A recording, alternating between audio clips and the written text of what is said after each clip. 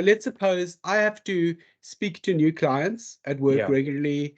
I have to make a connection. I need to gain their trust, but I don't really like doing it. Maybe I'm outside my comfort zone. Maybe my general job is technical and I'm a backroom person and I love doing that. Maybe I'm just an introvert, but whatever it is, I dread the interactions a little bit. But I want to improve my conversations with clients. Do you have some basic advice for me here? Yeah, so look, the first thing I'll say is that you should work on the core principles. So there are a couple of core principles that Yes, I've please. discussed in the course. So, I mean, Yes.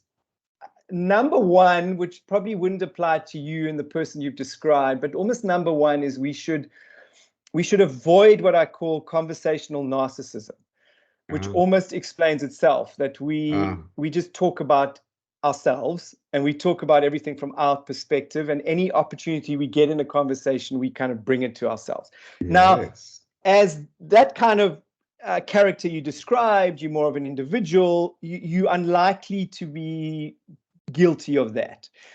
But aligned with conversation, kind of one of the reasons one of the implications of conversational narcissism is we particularly bad listeners. And so we need to work, this real core principle of conversation is becoming a good listener and being open to listen and using different sort of listening techniques like reflection, but also building questions into our conversations, and questions relate to listening. So questions in itself is a basic principle, becoming better at asking questions. Then also two other principles that I think could be relevant are being empathetic, working on empathy. And empathy is a large area, but I don't think you can talk about conversation skills and ignore empathy. And it most certainly is.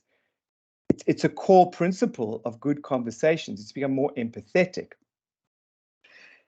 But then moving on is you should also work on becoming assertive. And assertiveness is an interesting area because it's often conflated with aggression. You ask people what is assertive, and if you put it on a continuum from passive to aggression, they'll say, it's somewhere near the aggressive end. But it's not at all. And it's a sort of a big learning to understand that assertiveness is not an innate behavior. It's a learned behavior.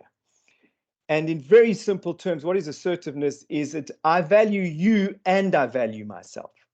And it's that holding of those two in our minds. And it's difficult for us because we like either ors. We like these dichotomies. Our brains like dichotomies more. But I'm saying assertiveness is you are valuable and I'm valuable, or I respect you and I respect myself.